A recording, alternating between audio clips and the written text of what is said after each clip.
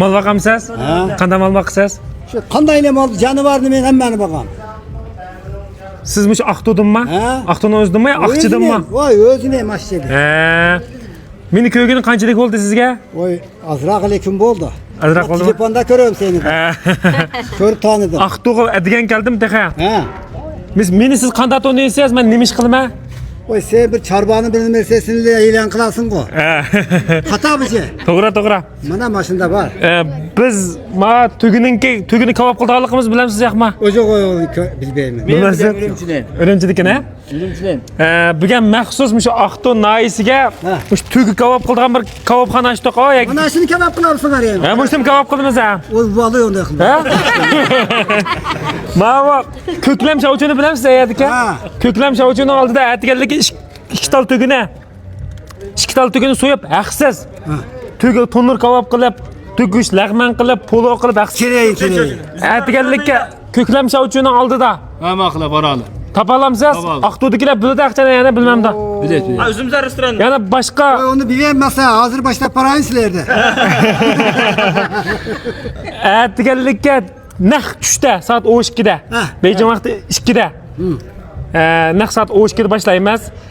Ashu tugishni qildigan tomoqlarning hammasi bor. Yana boshqa do'stlar olib qolib qolsinmi?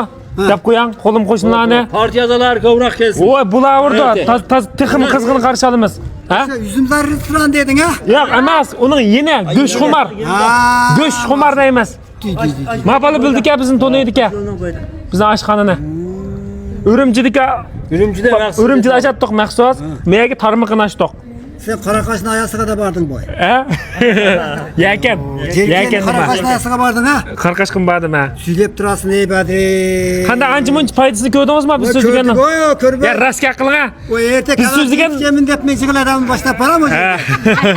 Biz so'zlagan ma baxmishlik to'g'riliq degan gapdan ziyon tatqayringiz bormi? Yo'q. Ziyon tatqam qolsin, pulingizni berib o'tman. Yo'q, Raska gap ma va bir muncha odamning oldida. Bakmachilik qilib, kenishga olmay jatavdi o'qib. Bo'ldi, undan bo'lsa teningiz salomat bo'lsin, umringiz uzun bo'lsin. Aytganlikka Rahmat. Aytganlikka ashada undan bir vaqt tomoqni birlaylik qilamda. Ma'qul. Hammalar kelinglar jimamsa? Mana. Shuna qilamsa. Erta salom deb boraman. Ma'qul. Xayrli sahar deb boraman. Do'stlaringizning hammani chaqirib keling, bir vaqt tomoqni birlaymiz. To'gi tomoq. Cheken ko'rdi. Maske ikki keltirgan hammani beringlashydi. Ma'qul. To'pda Voy, manda da bir söylep qo'y ma'qulmi ma telefonga da. Ma'qul, hozir qarsangiz biz boshimiz chiqyapmiz shundan. Mana. Ay, ikkining oylik qo'rining tushuniga deb qo'ysa aytkasin. Ma'qul. Jima bildi kelinglar. Shuna qilamsa. Ma'qul. Ma'qul.